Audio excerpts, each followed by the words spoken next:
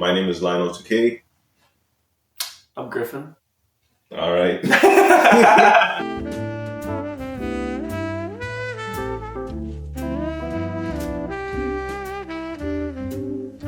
I think that it's pretty different depending on who you are. I think a lot of people think of therapy as like the solution itself to any type of mental health issue. I think obviously that's not exactly true. And there's a lot that goes into it, and you yourself have to make a lot of those changes. So I mean, obviously, like the definition of therapy is like, going to a mental health professional that can, help you through your thought process and try to figure out kind of the roots of a lot of your issues and why you think the way you do. Yeah. I think for me, it's like a nice kind of like guide for yourself, because everyone's different, right? Right. Like everyone has a different path that they've taken up to this point, and everyone has a different kind of like thought process for how they act. Right. So I think it's different for everyone. Right. And going off what you said about like you have to make the changes that you make yourself in therapy. Yeah, I feel like, because sometimes like, I guess in most cases, what I hear about with most people's therapists and all, unless in certain circumstances, therapists don't really tell you what you need to do. They just make you aware of your thought patterns or maybe like behaviors that you fall into. Yeah. Right. Yeah. I think that's true. Do you ever feel like the first time you do therapy, your first therapist, people like say it's kind of like dating, and it's like finding your therapist is kind of like dating, because you don't really like the odds that your first one are good. Like it can happen, but oftentimes I feel like for the first one specifically, it's like you don't really know what to look for, right? That's true. Yes. You're like, people are like, oh, well, you don't have to have that as your first therapist. Like, if you don't like the first meeting, like the first like test meeting, and you're like, well, I don't know what I'm looking for, right? Like, I don't know what works for me and what doesn't. Yeah. So I feel like there is some like trial and error of that. But I think like sometimes I wish that I think maybe this is just me like being an idealist, but I feel like for me personally, it would be nice to maybe be pushed a little bit harder in terms of like them saying, instead of them like just saying like, well, like what do you like think, or like what do you like, why do you think that?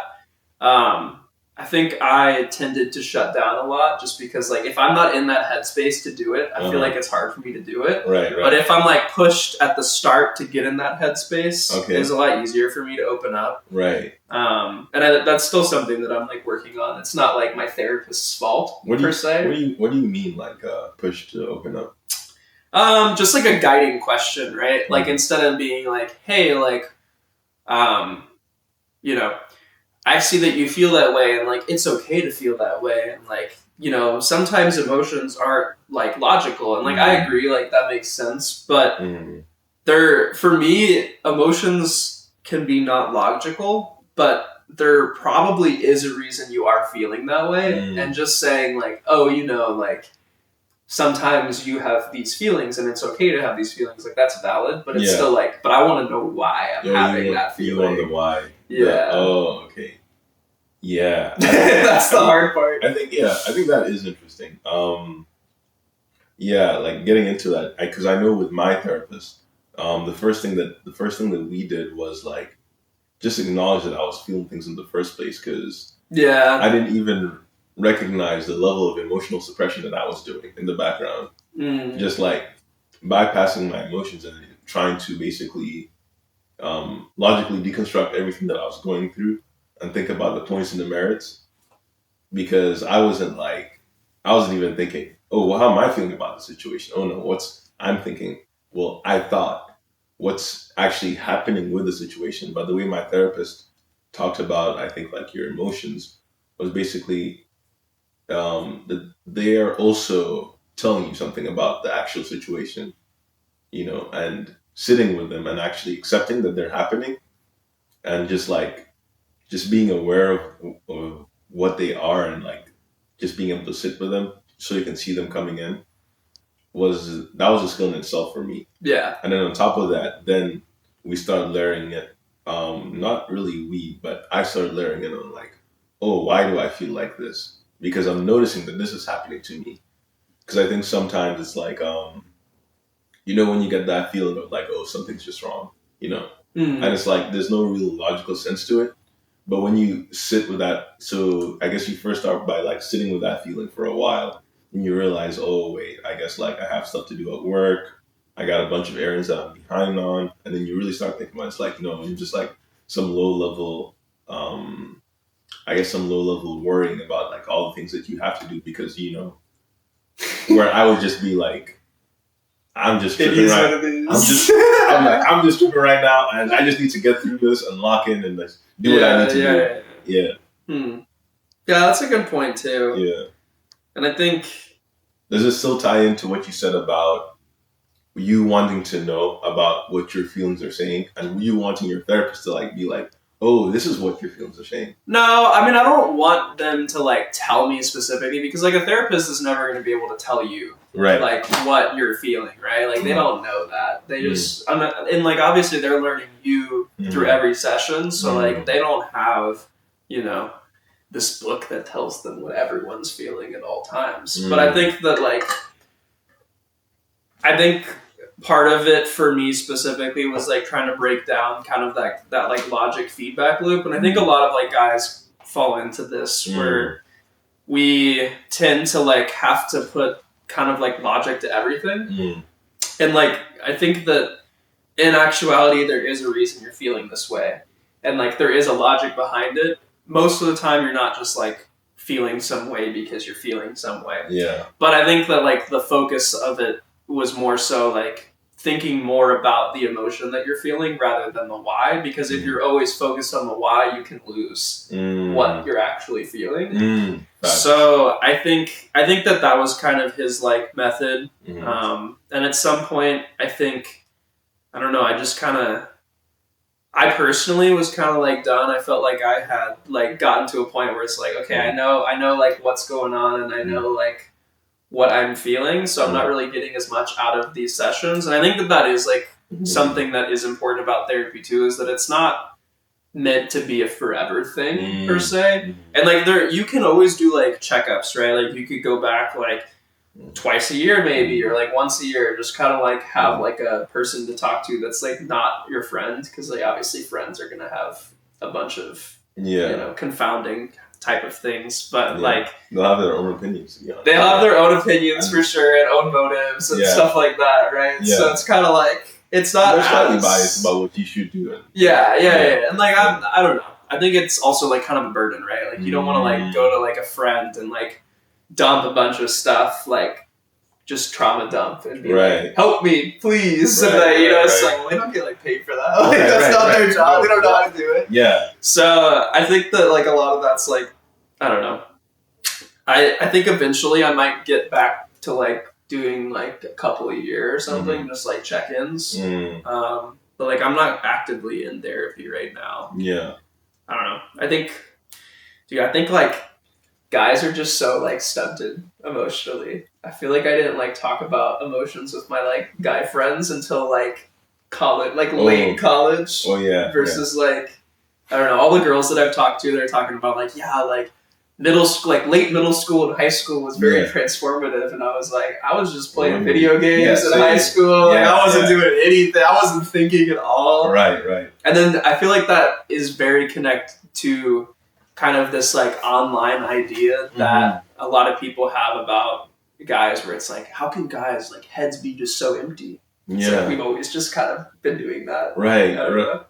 Because when you say that, I like think back to like when I was 16, and all I really cared about was the next episode of Naruto Shippuden.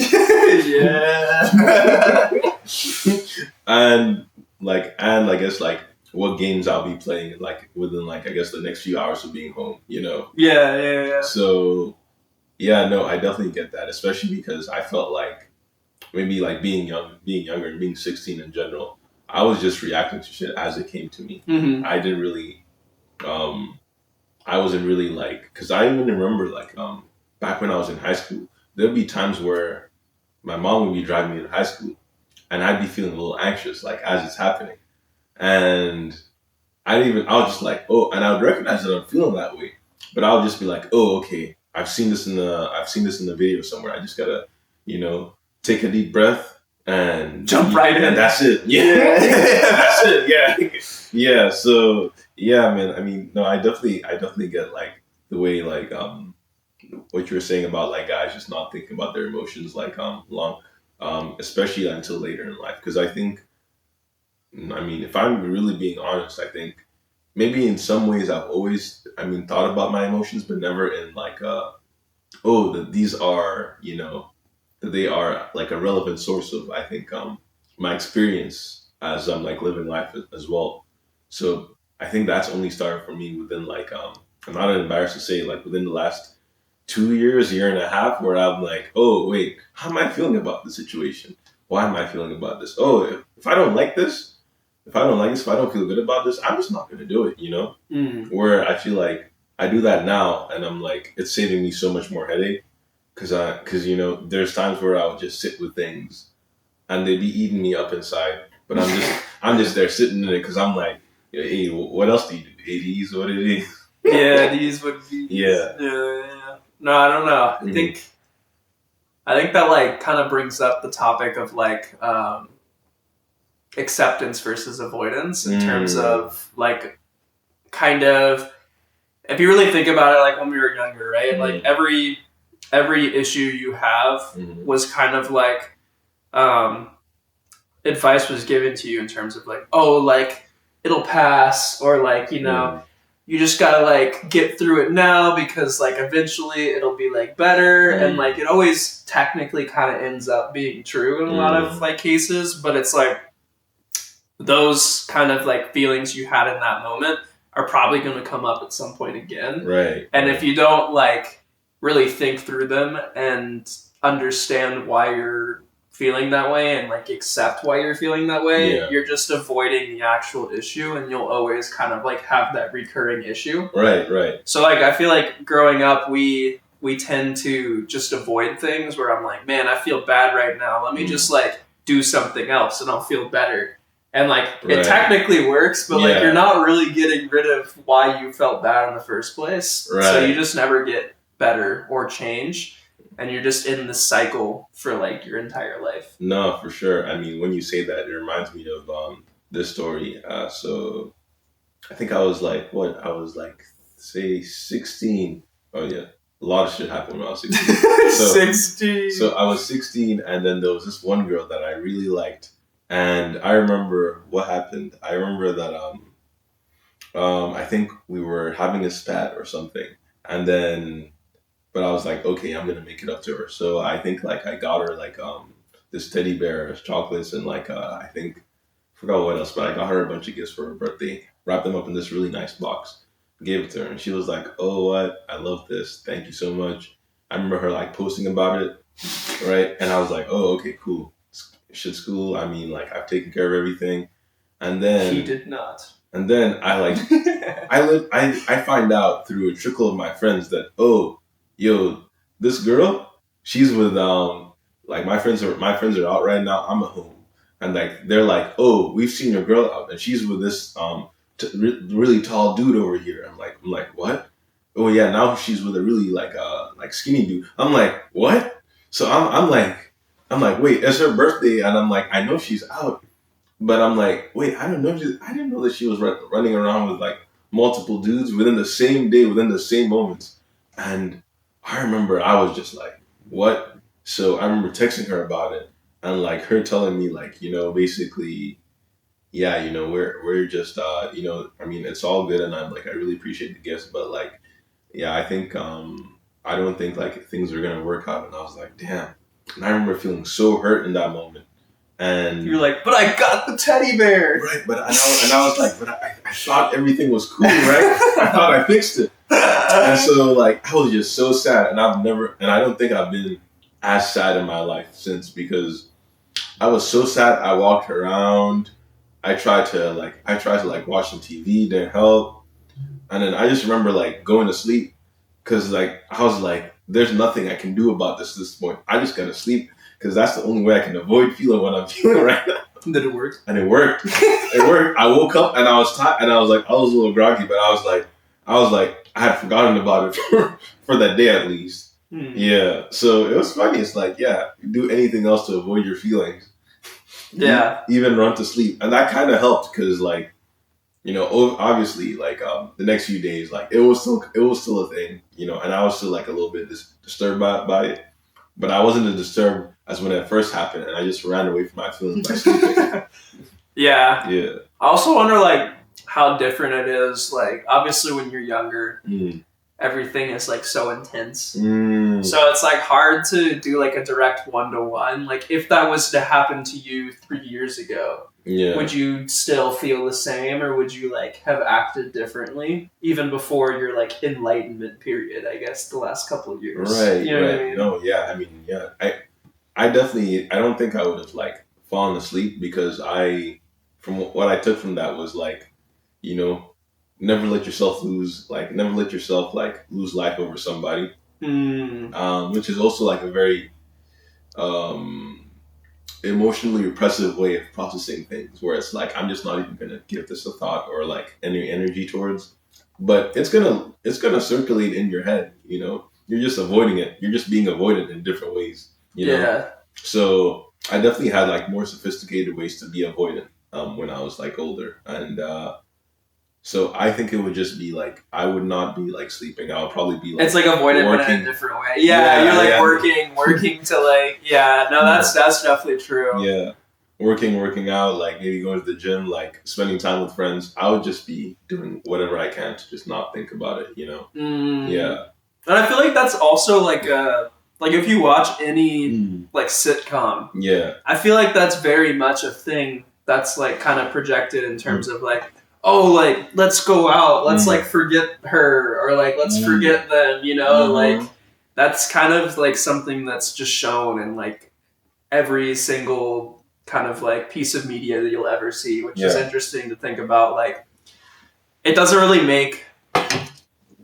This is like something my therapist told me that was like really interesting and kind of changed my perspective on like consuming media in general. But he basically was like, he told me like, you only see like the best parts of like relationships and the worst part of relationships in shows, right? Like they're not going to show you all that like middle part because that part's boring, right? So you only see like the beginning when it's really good, or you see like the end when it ends, and that kind of like warps your perception of like what relationships should be, because you don't see a lot of like that in between of like either the struggle or like the like boring time. And people call like, you know, the first part's like the honeymoon phase.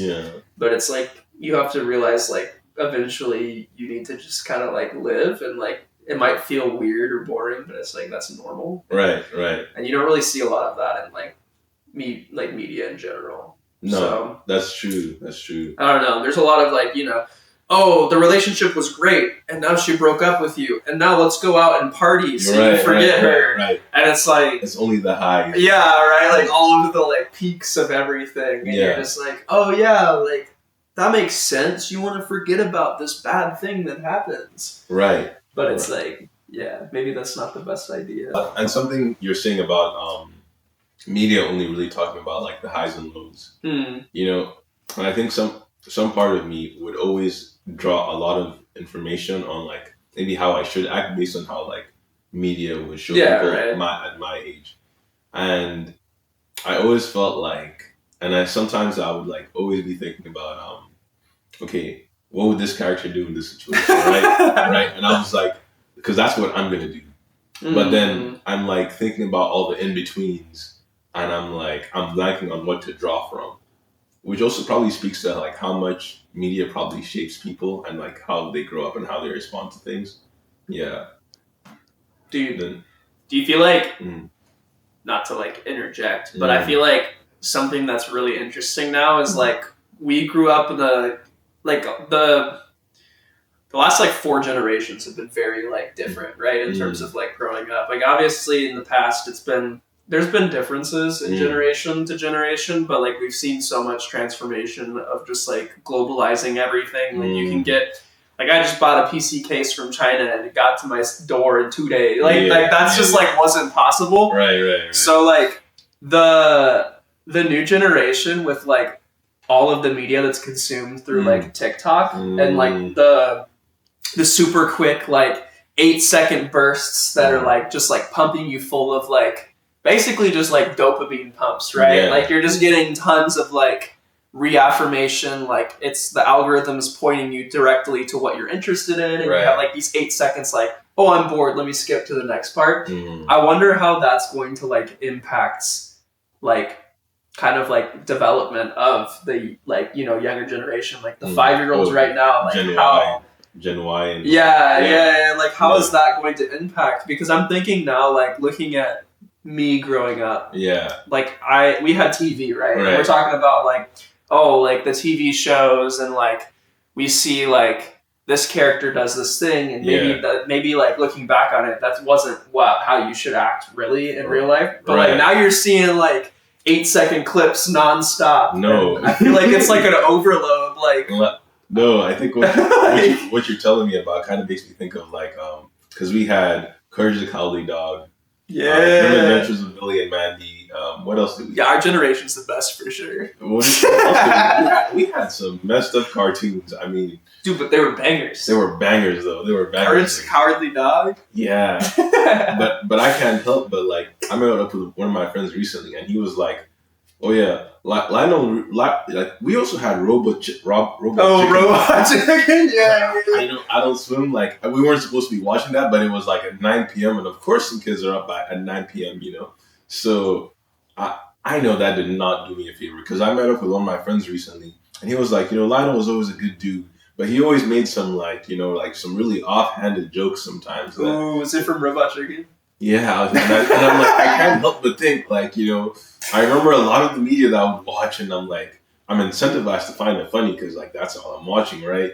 So when I'm seeing Courage the Cowardly Dog, like, chop off his head and put it in a chicken, that's what I'm laughing at, you know? And so I can't help but think, like, you know, that's kind of like, excuse me a little bit, but, you know, so in that same vein, I kind of like our generation because I feel like when I meet people in our age range, I feel like I meet so many people who are like very unhinged and not in like a not in a bad way. Not in a bad way, but just like they are not they don't really adhere to social norms just because I think of a lot of the media that we consume that was for our ages and maybe not even for our ages didn't really adhere to social norms. I don't know what they were trying to program us with, but I feel like it's a very different generation just because, and I think I also see it in the way like you know, in politics, the way people are like, there's like not really that decorum that used to exist, I think 50 years ago, or in like media where people are just saying like the most offhanded stuff and they're just like raw about what they think and feel and what's happened to. It's like, no, I'm not like mincing anything or like shit or like not hiding any details. Like you're getting the full thing, and I like it, but I also think like a huge part of society is like kind of jarred by what they're seeing. Yeah. Yeah. And I also wonder too if it's always hard to like separate, right? Like you can always say like, oh, well, my generation this and those generations that, but like you are part of it, so it's hard to like differentiate. Yeah. And I do wonder like how much of that can be attributed to like our age range right now, right? Like you're talking about people like who are in their like mid-20s, so they're out of college most likely. Maybe they're getting like a graduate degree. Yeah. They're like working towards like starting their career. So they're maybe in their career, starting their new career. And like the way they grew up might allow them to kind of think a certain way, like entering the workforce, which is like another confounding variable. So it's like interesting to think about like in 10 years, are we still going to like feel like, yeah, like is our generation going to be that generation, or is it going to be like Gen Alpha, or like what is the delineating factor, I guess? Right. No, that's because I do keep hearing about things like that where I think I saw this one meme where it was like what's it called?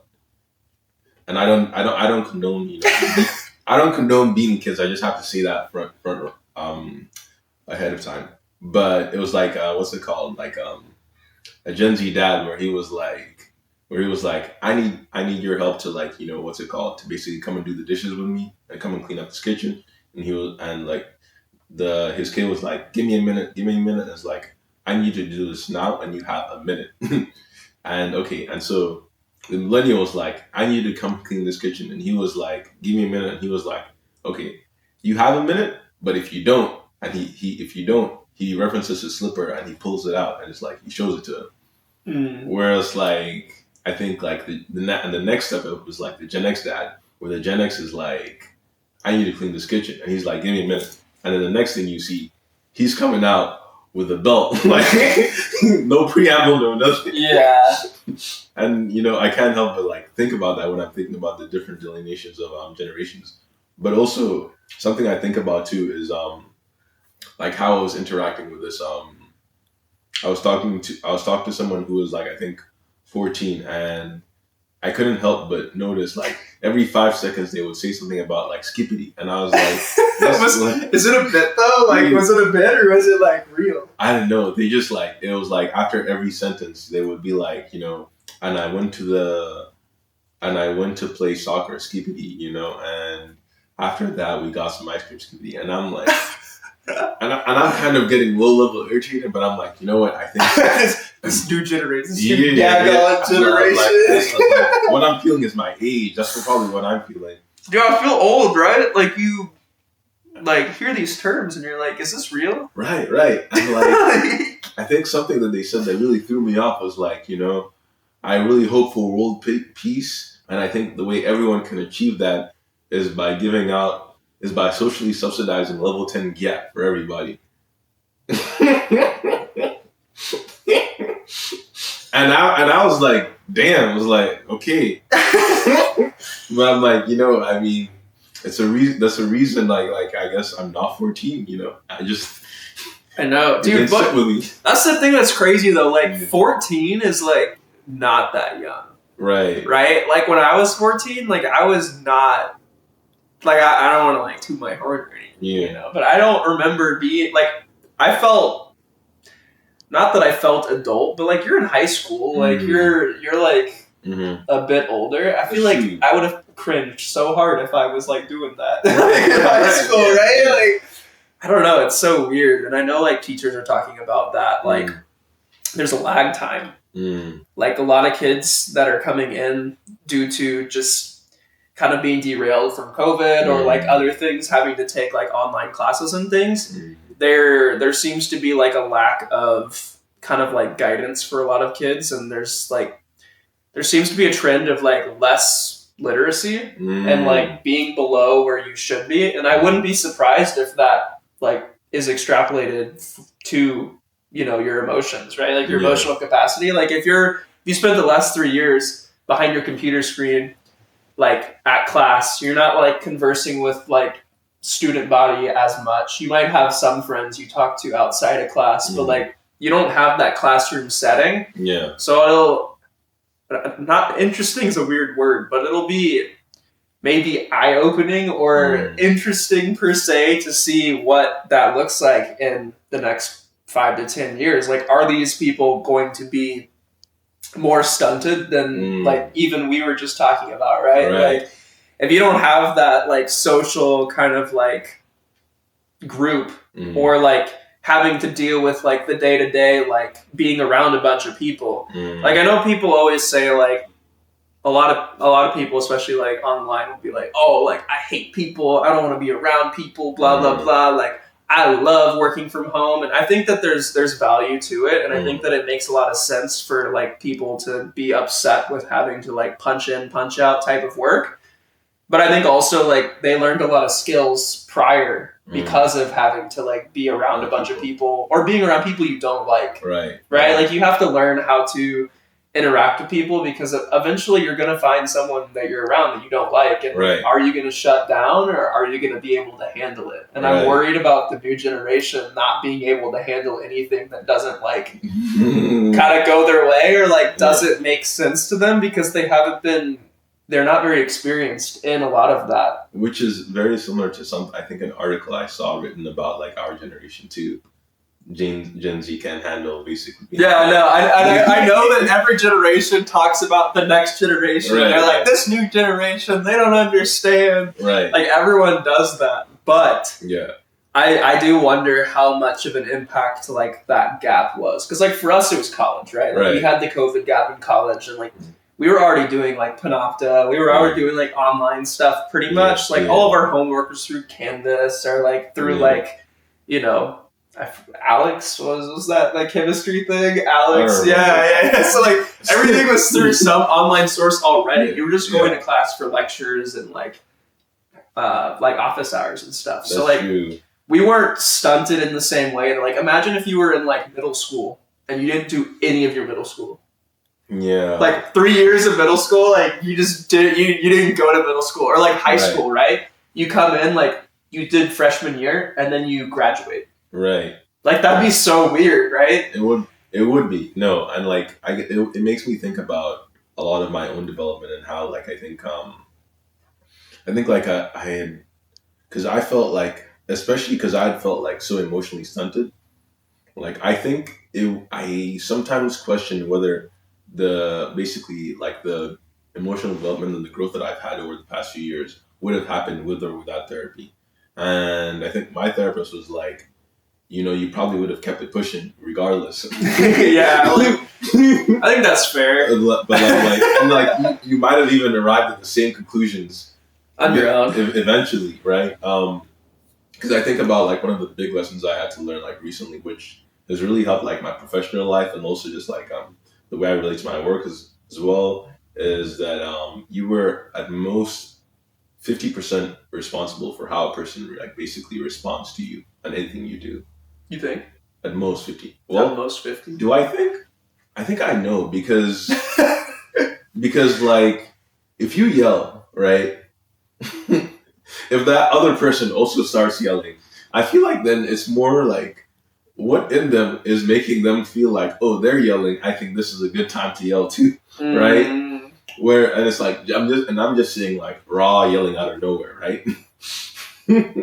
Where I think or like maybe basically I don't know. I think because what I think about is like someone basically getting insulted like randomly and like how we seen like in the streets of like someone's basically I think like felt like they're disrespected. They feel the need to like basically walk up to the other person and confront them and say like, hey, you did this. And well, some people, where I think the vast majority of people would be like, oh, was that like, and they would be like. So I'm like thinking, well, there's a level of free will and decision there that the other person has to make, regardless of what you do. I mean, obviously, there's some things you can do that you basically leave the other person. I'm not saying like you can just walk up to the street and just punch somebody and then not respond. Like that's definitely gonna like what's it called? That's definitely gonna like elicit different like one kind of response, like almost like 3 kinds of responses from people. But I think in most social interactions, whatever you do will possibly elicit some kind of reaction, like some kind of probable reaction. However, I think that's very dependent on the person that you're interacting with, Yeah. I mean, that's fair. So acknowledging that like whatever you're going to do, whatever you're going to do, they're going to act the same way regardless or in spite of what you're doing is something that I had to keep in mind because I would often go out in conversations, people like in spaces and just be really thinking about like how what I'm doing is contributing to like the overall like environment, mood, and and just like state of being between everyone, And I think like for me that was pretty liberating and like a pretty big way for me to grow because I noticed like even when I'm like giving meetings and giving talks, I'm like, this is the data, this is the information I'm giving you. So you might not like it, but this is what it is, It's like, it's like, okay, you can question how I did it and I will tell you how. But like if you're upset by what I'm delivering, that's on you. That's really on you. That's not on me. Yeah, Yeah, no, I think that is like empowering, I guess. Is to like think like you don't have to manage everyone's feelings around you. Mm-hmm. Yeah, exactly. Yeah. So, okay. next up, we're going. Do you want to do your question or my question? Okay. Okay, and yeah, you can do some. All right. Okay, I have 3 more. So we have another one, basic, and this basically takes us into like this next question: what does therapy replace, basically? Because I feel like it both is its own. See, thing, and I think we're different on this one. I also think it replaces things too. You think it replaces community or something, right? I think, like, back to what we were saying, back to what we were talking about earlier, and how you say, like, even I was talking to my parents about this, and they said we sent you to boarding school so you could learn how to manage people. You know, they sent me to a place where because before I like was in a small school, I knew everyone, was very much myself, did not feel like the need to like repress, like basically inhibit any of my behaviors because I was like authentically like who I was, where it's so much more easier to do that in a small community. Where I went to this place where it's like it was a large boarding school. I had never, had ops, ops. The opposition.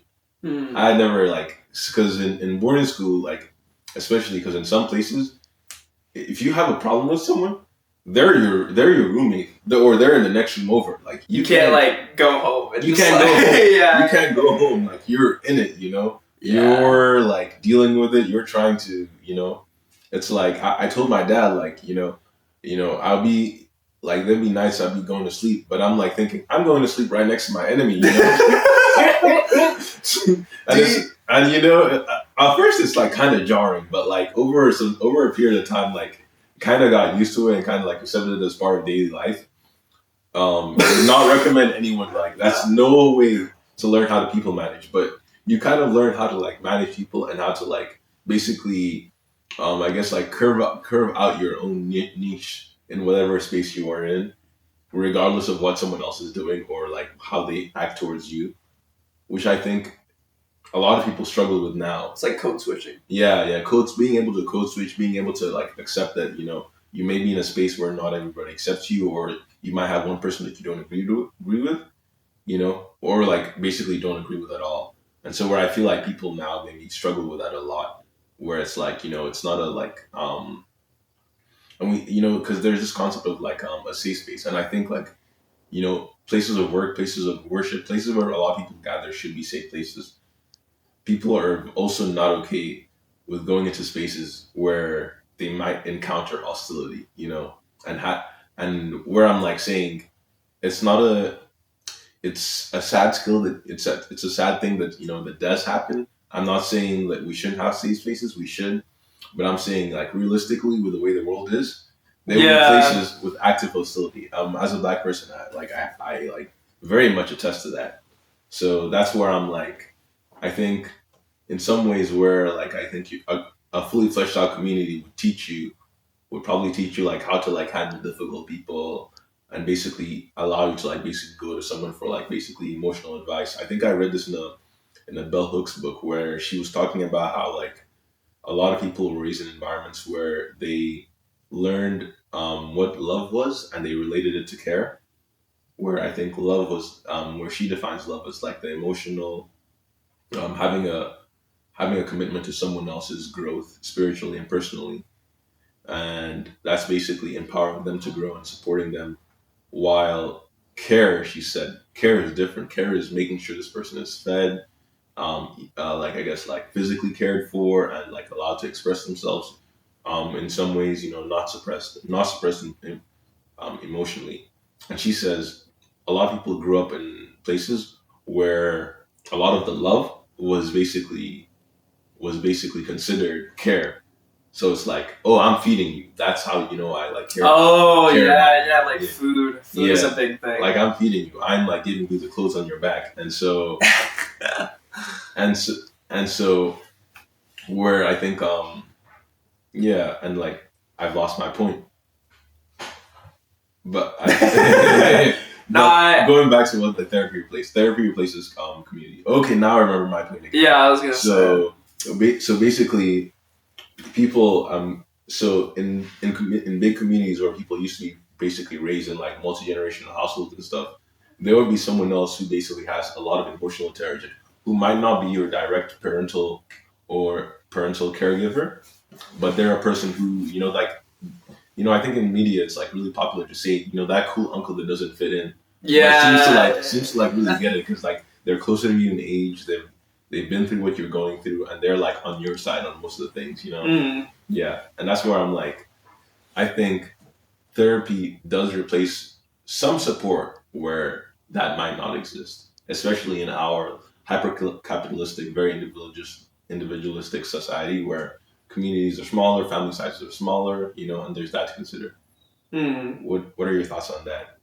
No, I see your point with like the cool uncle in community, but I also feel like a lot of people don't have that, and it's not because they went to therapy, right? It's just like their family might not be like that, or like, and that might be like a greater discussion about like how society is shifting to less of like a nuclear family setting and more of just kind of like an individualistic, like kind of little pods of families. And I don't know, I do kind of wonder sometimes if it has to do more so with like kind of how extreme, you're talking about recently how like everything seems almost extreme, like black and white, and that causes families to kind of split up. But I think for me, like, it wasn't really a replacement for community. I think that I think that it's possible to get that from community, and I think it's possible for that to happen. But I think it's more probable that it will happen with a therapist than with community. Right. So for me, I don't think it was like replacing my community. It's more so... Or correction, like replacing some of the functions of community. Yeah, and I think that could be something. And I think that, like I said, that might be a greater topic of like how things are trending now, more so than like, the black and white. Like, I think therapy has this type of problem because it does seem to allow us to not have that from our community. Yeah. But I don't know if I agree completely, because I think a lot of people would say like they were never getting that from their community to start with. So it's like, if you're never getting it from your community, then you have to replace it. But like, are you really replacing it? Or are you just adding it? If there's nothing to replace. That's true. I guess you're not really... then you're not really replacing anything. There's no replacement if it never happens. Right. But I guess therapy can then give you the tools to say, oh, okay, this is probably what a healthy community should comprise of. Yeah. And then you can go out there and make it yourself. And hopefully that's the goal, right? Is that like you get better and like move on future state. Right. Instill it in your kids, potentially if you have kids. Try to like reflect that around you. Right. But yeah, I don't think right now it's kind of, sometimes it's tough. And I think it's just generational differences. And I know every generation works through these differences because there's always differences. The things we say about alpha, millennials say about us, and Gen X said about millennials, and boomers said about Gen X and millennial. Yeah. So I don't know. Hopefully we see a change. Yeah, I'm really trying to not to, because I remember, because I know I didn't grow up seeing, I guess, like, well, I am now seeing things said about like Gen Z in the workplace and how like unreliable, doesn't really want to, go the extra mile and stuff. Doesn't want to pour their blood, sweat, and tears. No, and I've seen that, and I'm like, I remember, because what I really grew up with was seeing how people bagged on, the millennials so much so, hearing about how like they were basically, and like also by admission of like Gen Xers and boomers, like, millennials were basically, taken for a ride and basically used and abused by this economy, this world, and it's like, so now I think it's funny them basically seeing how like the narrative for us is like, oh, we don't really want to, like, I guess, like, work as hard as anyone else has been doing. And now, so I'm trying to not be like that towards Gen Y. Even if I see it, I may call it something else, but I don't think I'm going to be like, oh, no, they're not hard working or anything. Yeah. I'm just gonna say, maybe they just didn't have a proper community or therapist. Oh yeah. Something that I worked with pretty extensively with therapy was just kind of talking about how your values like not tied to work or like your output. Like that's it's kind of a very like American ideal, right? Like it's there we kind of have this idea of like infinite growth. We have this idea of like you got to put in all this work to like move up, and like moving up is kind of like the end goal, right? Like your purpose in life is to move up, right? And like not to say that like moving up is bad or that you shouldn't like aspire to do something if you want to, but I think that it's kind of been like instilled in everyone that like that's the progression and that's what you should strive for. And I think sometimes like people do enjoy doing work at a lower level, and it's not because they're lazy or because they don't want to, work harder or something. Some might say that the higher positions actually work less hard. Right. It's just like a different job, right? And like some people might not want that. So I try not to like say, even barring like generational differences, like I'm never gonna be like, oh, like they're lazy, they don't work as hard as me, because I don't really see that as like a defining kind of factor to generations. I think what I would say is like, oh, like they don't know how to act, or like they don't know how to respond, right? And that's what I'm looking to for like the generations. And I think that like that's like one thing that is kind of lost in these generation talks is you'll have like baby boomers who will be like, oh, like these millennials, they're complaining about the price of everything, and like they should have just worked harder and do this and that. And it's like,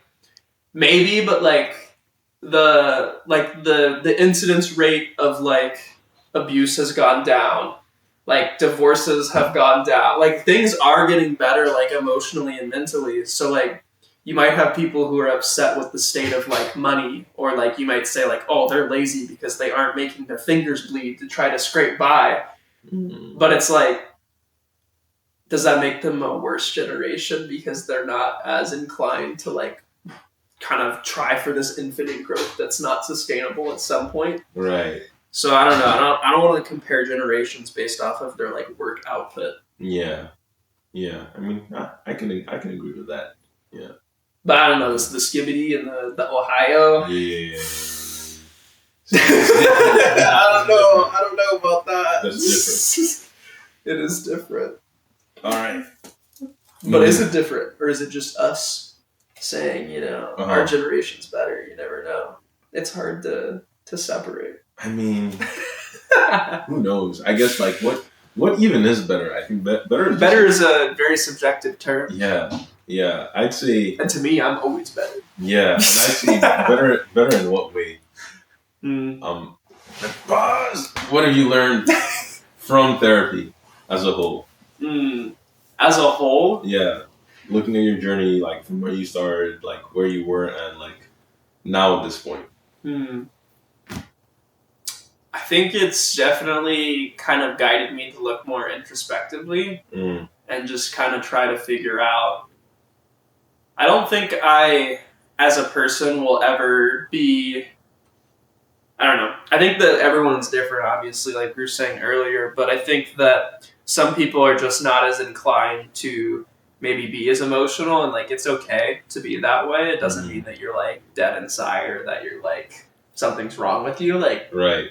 So I think for me, I definitely like look more introspectively, but I wouldn't say that it's like always on my mind. I think it definitely has helped me like kind of like try to figure out, like, especially when I'm like not feeling like well, right? Like I'm like, why am I feeling this way? Like what's wrong? And I know like after the holidays in Seattle are rough. Like you don't have anything to look forward to, and it's just gray for the next 3 months. Right, so I'm trying to like get back into, especially after you leave and it's sunny somewhere else. Yeah, right. And you're not really working either. Bro, you were by the ocean. Yeah, you're just eating too. It was like I gained so much weight. I was happy, I wasn't thinking about work. I was like, oh yeah, no. I existed outside of outside of my life, which was like, oh, it's kind of nice. It is nice. And I think vacations always kind of feel like that, right? Like you go on vacation and you're like, oh, like this is how I actually am. Without having to do like the monotony of like actual life.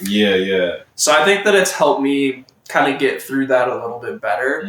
I think before it's more so like, wow, I feel bad right now. That sucks. And then it's like, eventually I'll feel better because I'm going to do this thing, or like I get to do this thing. I remember you spoke about the pointlessness of like finally getting the job, like finally. Right. Yeah.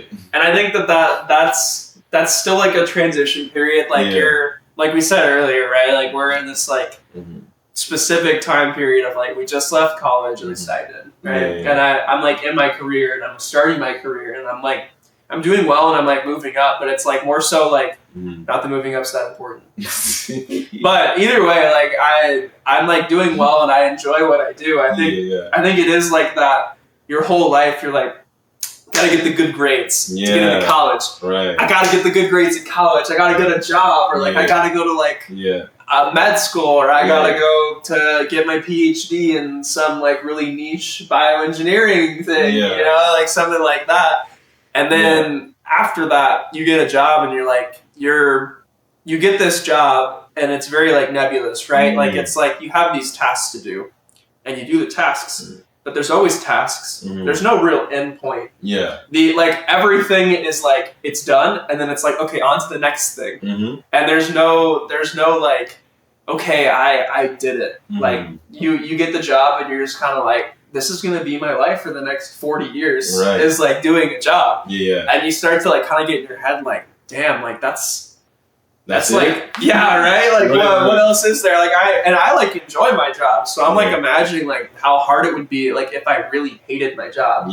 Like it'd be rough, right? Like it's like, man, like I clock in every day. I do this thing I hate. You feel like it's a sick joke, you know? Right? Like that's messed up because like, it sucks. You feel like you worked hard, you went to school, you know, you put up with all this shit just to do something, just to spend the majority of your time doing something that you hate. That you dislike. And it's weird. And I think that part of what I did get out of therapy is talking about, I think part of the reason why I felt so like, you know, like this is it, or like I don't feel that like drive anymore like I did in college, where it's like I gotta get the good grades in this test, I gotta like do this, like that's what my goal is.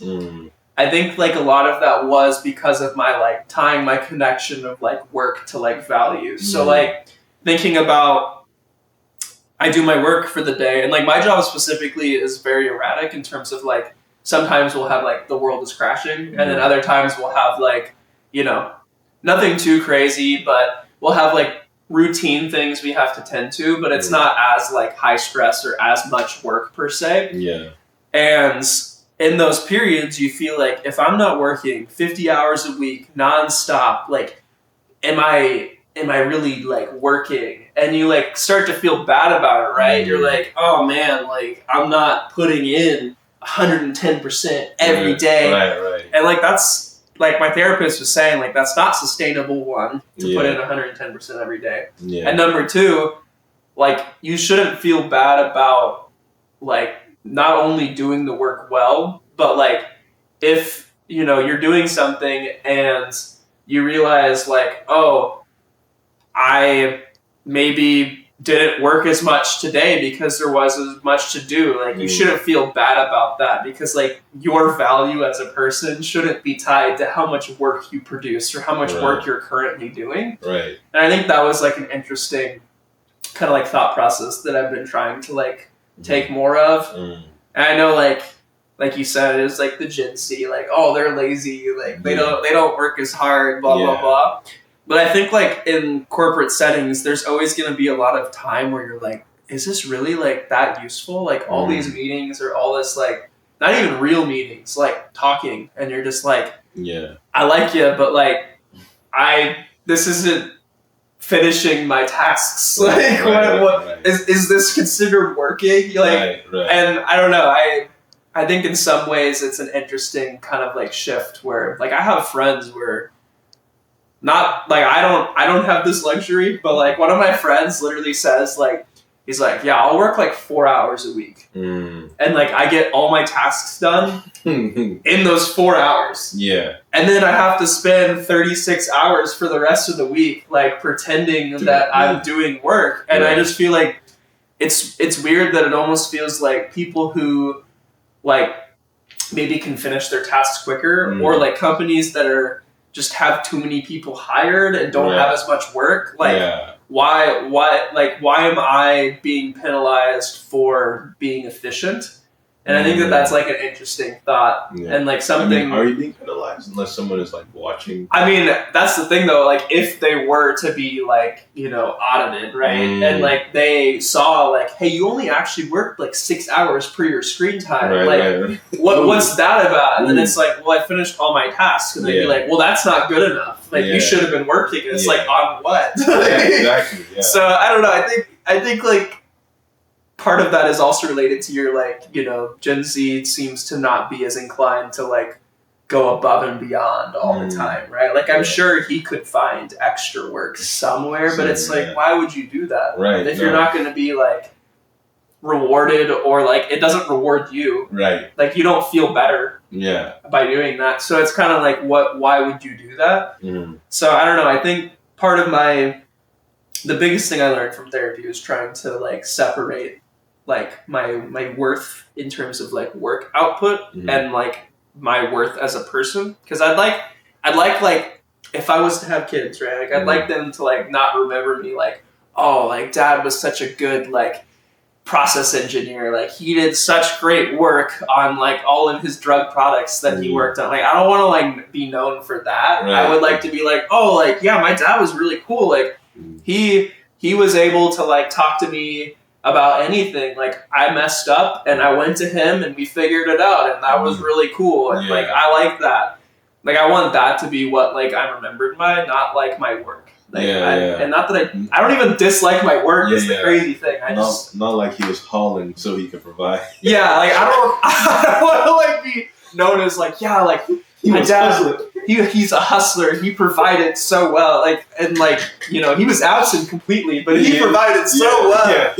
Like I don't know. And I think for some people that's not possible. And obviously, like I'm talking from like a kind of like a privileged aspect of like I have the opportunity to not kill myself to make money. Yeah. Like I'm sitting pretty good now. Like my job is good. Like everything is going well, and I'm not in a place where I'm like, I'm scraping by paycheck to paycheck. So I can like think about it more so like that. So I don't want to like detract from the people who actually are almost required right now to like hustle to like actually make ends meet. Yeah. But having the opportunity to not is also something that I'd like to kind of cascade to like my kids. Right. I mean, something I think about a lot is like how as because I guess like you know because what I do is for all intents and purposes like white collar work.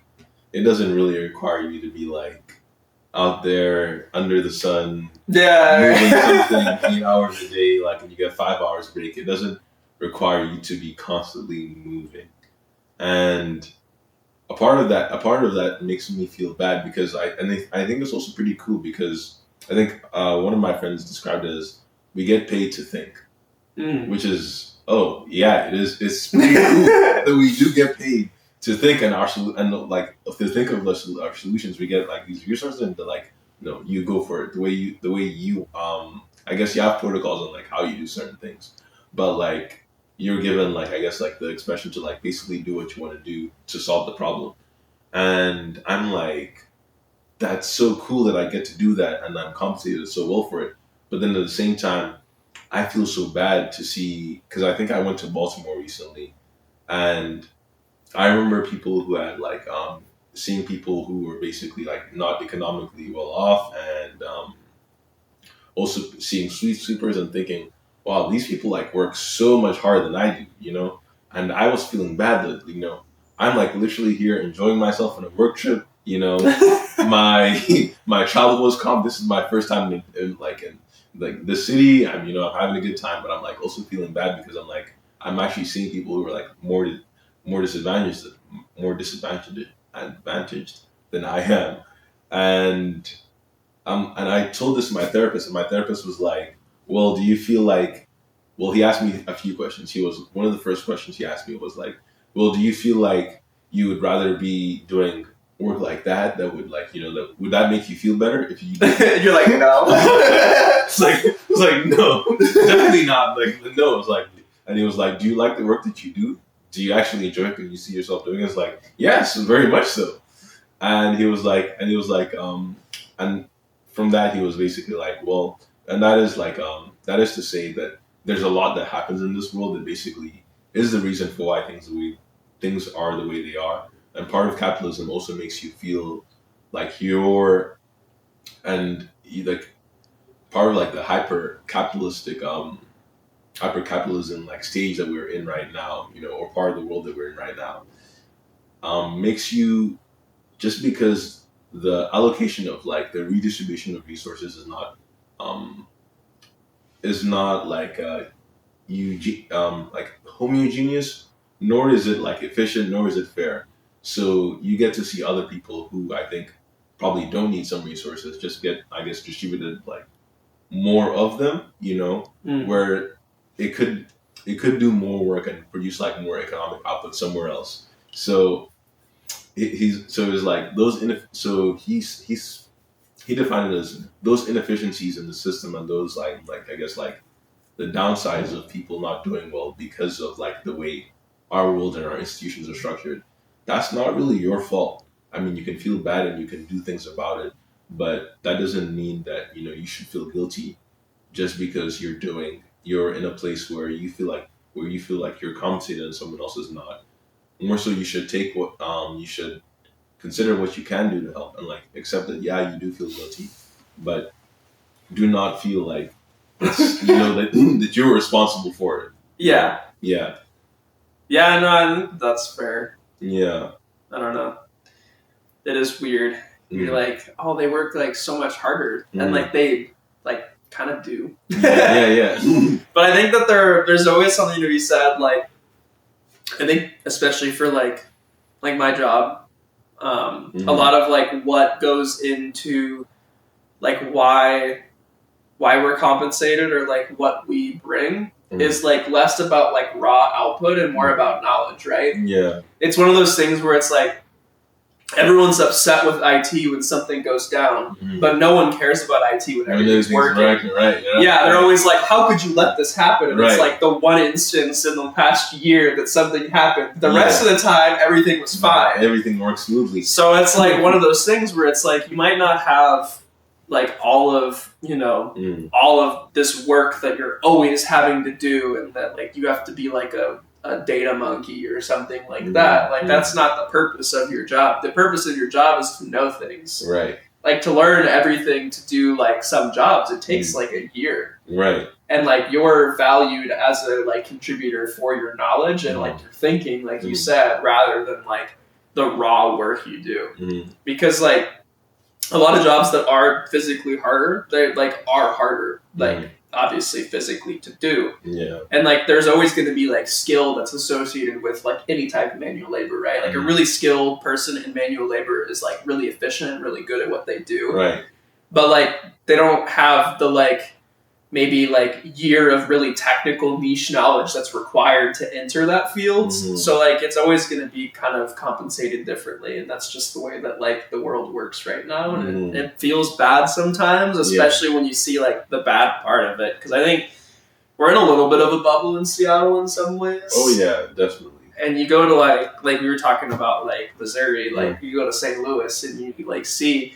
And it's like it's different. And like in Seattle, it's like you see, like there's a lot of homeless people, and that like is a thing, and you definitely see that. But I think what is really stark, like when I go home and I see like St. Louis, right? Like I see people like living in like houses, and they're not homeless, but they're like it looks rough, right? Like they're in like extreme poverty, and like they have a house, but like it's still not great for them, obviously. Yeah. So it's like a very different like feeling to be like, you see these people who like are working really hard and they're living in this like really terrible area that's like kind of scary for them. And you're like, they have a house, but like Right. It still looks pretty bad. Right. Yeah. So I don't know. It's kind of eye opening to like go to a lot of those other places, especially ones that I think are more like almost segregated in a way. Mm-hmm. Like I know Seattle has some of that as well. Like the south of Seattle, it's a little bit. It kind of feels like segregated almost in a way. Yeah, but you should head back. You should head there now.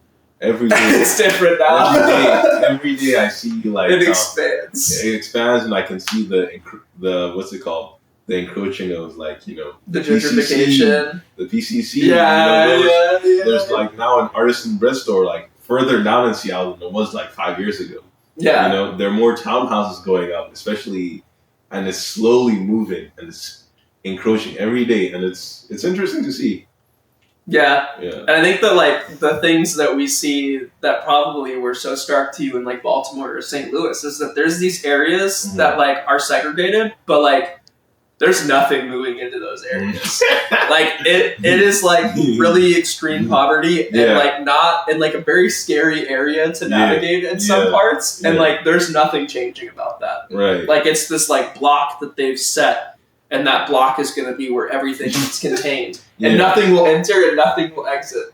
I feel like that's the way I felt like when I was in like Baltimore again. Like I felt like I basically moved around the entire city just trying to see like, okay, is there what does it look like? Is there any place that I can maybe like, draw my guard a little bit and like really look touristy? And like it was like kind of like the entire city was just like it was kind of like I don't know, anyone who's probably been on like 3rd and Pine in Seattle will know. The whole city's like that. Yeah, and it's like sometimes. And it's like seeing that, but everywhere, and then like where you see less of that is more like the pier, the front, where you go into the pier, and like the pier in like Baltimore, Maryland is beautiful. Honestly, like it looks kind of like a European city in some ways. I was surprised by how complete stark difference from like the rest of the inner city. Yeah, it's like the Tenderloin versus the Wharf. Right. San Francisco, you go to the Wharf and it's like yachts and pretty, and you go to Tenderloin, you're like, oh, this is how it is. Yeah, I can't, and I can't help but think, it really speaks to like, I guess like, the fact that Washington State in itself is like a bubble from the rest of the world, like actually, or like the rest of the United States actually is, To think about, there are more cities in like the United States that are like Baltimore and like St. Louis than there are like Seattle or like other cities within Washington too. Right. Yeah, I don't know, and it's hard to say. Like we haven't lived everywhere, so it's like visiting and living is very different. Yeah. Still would not live in Baltimore. Yeah. Not for me though. Not to hate on Baltimore. Not to hate. I'll live in the suburbs, not the inner city. I'm not strong enough. You're too weak. No, too weak. Yeah. So is that what you think you learned about therapy in general? Was just kind of like dealing with that like struggle of like, is my output? I think not good enough. Or I think for me it was like part of that was like decoupling myself from the type of work I do, and even like whether the quality of work I do is good or not, just and to speak more on that,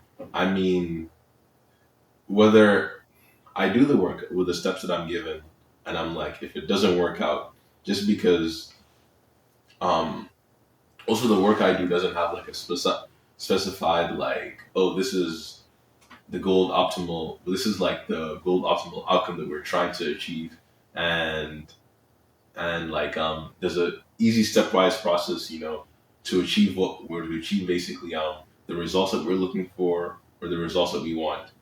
Because one can still go through the protocols of what we're supposed to do and basically get the wrong answer, the wrong outcome, and sometimes, and a lot of the time, that's not the fault of whoever is doing the protocol. So basically also like decoupling myself from like the fact that I will basically make mistakes and like invest time where sometimes the output wouldn't be like the best, but learning instead of like focusing on that, focusing more on like, I guess I'm like the process of actually like getting getting to that output and like learning from all those mistakes and like becoming faster and like iterating and like doing better. So we're at therapy. So bring back to therapy. Therapy is just basically this. Therapy basically taught to me to focus more on the process and to focus more on like the output being a certain standard every single time. Because you focus on the process a lot more, the output will come and like the quality will come with time as well. Um, Another thing I think, two other things I think I learned was like basically the realizing that I'm not responsible for what people are doing. I have it written somewhere like 50% responsible for how somebody reacts. So I keep that to heart because I feel like it kind of frees me up so much more in the way I interact with people as well, especially giving them space to like basically kind of like choose your own adventure when you're kind of like speaking the speech dialogues. And you're like, I know what's gonna happen if I say, well, I'm technically here to steal that orb, but it's like you say that and you're like, we'll see, whatever happens happens. Because I think I saw this meme somewhere or like this quote where like there's no real technical right answer in life. You can pick whatever, and I think in some cases there isn't like a right answer. But I think like you can pick whatever in life, and what's gonna happen is life is gonna basically happen around you, around the choice that you've made for yourself. So that as well, and also just seeing, basically allowing myself to basically be mindful about like what I'm thinking or like how I'm thinking in the particular moment or like what I'm feeling as well. Because the way I think about my emotions now is that they like the way my analysis of whatever is going on in the situation is like a piece of information that my brain is processing and like working with.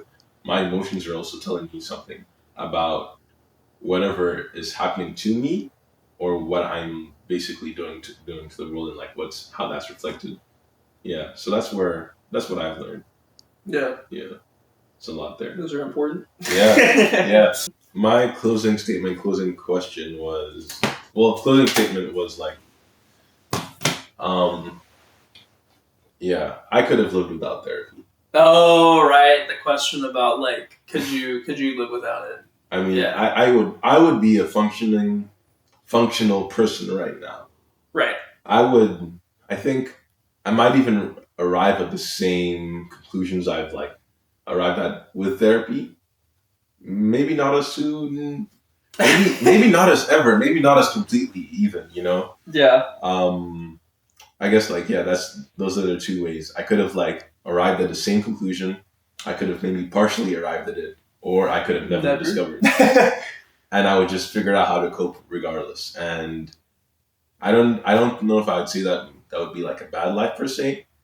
I feel like now maybe in some ways because of therapy, I'm reevaluating my life in some ways, and I'm like thinking, am I really okay with this or not? And in some cases, I'm saying no, and I'm not accepting it. But I'm like, I probably would have arrived at that same outcome.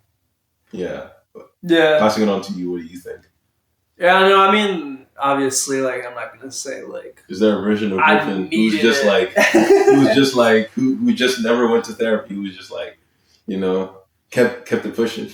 Yeah, no, I mean, I for sure wasn't, and I think it always depends on like where you are mentally. Like, I think a lot of people might not be here due to actually like going through with something. Mm-hmm. I don't think I was really ever at risk of doing something like that personally. So obviously, like I would probably still be here. I'd still be like kicking. But I think eventually I probably would have gotten to maybe the same-ish kind of realizations. But I think having like a professional kind of like reaffirm that like what you're thinking makes sense and that you're not just like kind of bucking the system and going crazy with it. Like it's not, I don't know, it's not like, oh, like you're crazy, like that doesn't make any sense. You get to at least have like someone that's like, oh yeah, no, that like is like normal and lots of people feel that way. Right. And I think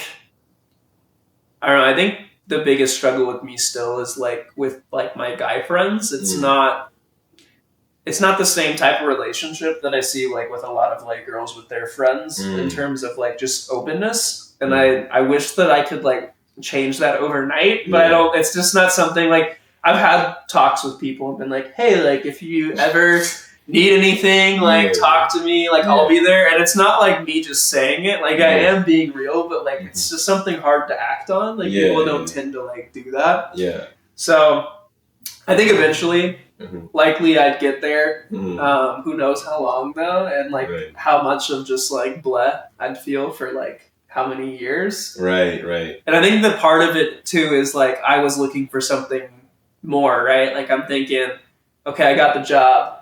And like now what? Yeah. Like so, if you're looking for something more, then I think therapy can help you kind of understand maybe a part of how you're feeling, acting, what you're seeing around you, like how everything makes sense. And like for someone like I'm pretty.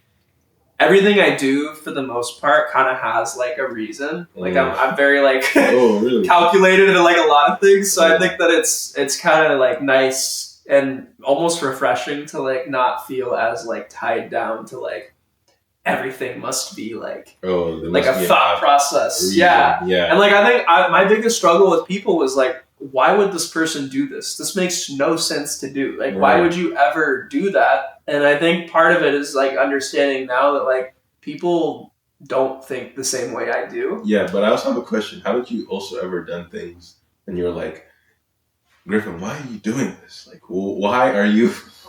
Why are you putting yourself in this situation? Yeah, no, for sure.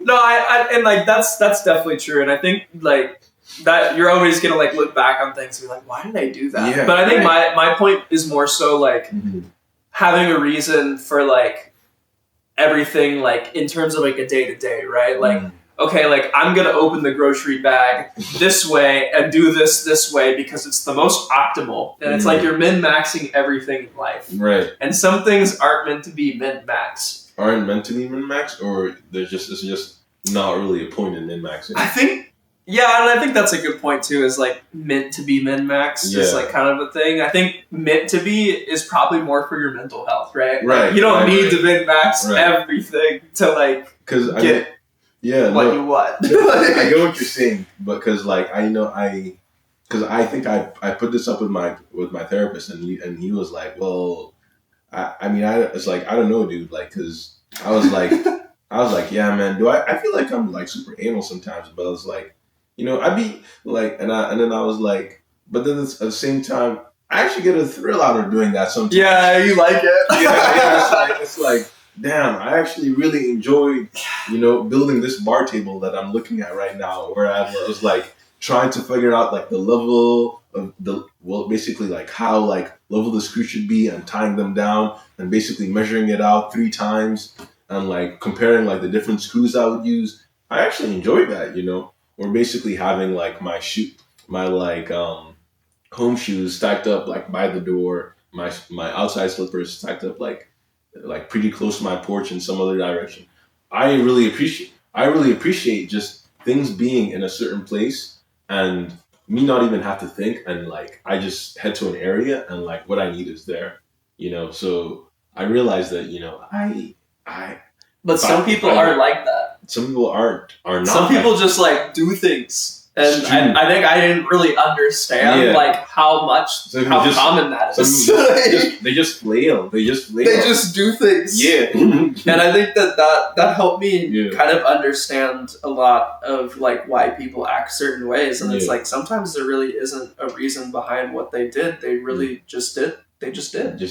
Yeah. So like I think we both are similar in the way that like a lot of the things we do are like calculated or min-maxed. And I don't think that's inherently wrong. Yeah. But I think it is important to realize that not everyone's like that. I think that's something that I like kind of learned was like, no, that's fair. That makes sense why some people are. That's true. And something I had to like, not even in therapy, but just like had to realize was like, I used to be the kind of person who was like, oh, I've learned this, I'm going to share it with you. Yeah. So learning that, hey, it's, you'll see someone and you're like, sometimes you'll even have the correct answer for them or what you think is the correct answer. But it's like, even if like they'll do better, like just let them figure it out. Yeah, I think that's also an important skill. Yeah. To learn is that like sometimes when people come to you with problems, it's not for a solution. Right. And I think guys especially like think like everything, not more logically, but that's where a lot of people's like heads go initially is like, I need to fix this problem that like my significant other's having. Like they're having a problem, let's fix it. And it's like sometimes they just want to vent and feel better about it after. Yeah. Because that's how they portray their like emotions and their feelings, and that's how they get to acceptance. That's how they try to like dissect what they're feeling is just by talking. They don't want you to be like, well, why don't you just do this? Right. And you're like, but if you just did this, you'd feel better. I know it. Yeah. And it's like, that's not always true for everyone. So no, that's a really important skill that I feel like is not talked about that much. Is like, and it leads to a lot of issues in relationships, I feel like. No, that's true. Because I think something that I really think I've really like started to learn is that sometimes even like what's it called? What people are saying, like even language, because we're animals at the end of the day. Banana. So right, so we're animals at the end of the day. So it's like, so when someone is speaking to you and telling you about how they feel about something or what they did, you may look at it and see like, oh, okay, that makes sense. I mean, this is how you can tweak this right there. But it's like, if you really think about like, sometimes we're animals, and is this person even like recounting all of these details correctly? Like, what are you going to go there and fix? Are you sure that solution is going to really help the information and the way they're presenting it to you? And that's kind of meta. Yeah, no, for real, because it's like, because even like, I don't know, because like even when people like really start to argue, and when some person figures out they're wrong and they're like still arguing for the sake of arguing, because they don't want to be wrong. Yeah, their pride's in it. They don't want to be wrong, or they can't even fathom that what they're saying doesn't make sense anymore. So yeah, and I'm like, I think sometimes it's like just more about like connecting with what the person is like feeling and stuff, which goes back to like perceiving like just acknowledging the way you're feeling and your emotions, and maybe how someone else's like emotions are also like basically affecting them, and where you're saying like they're not really seeking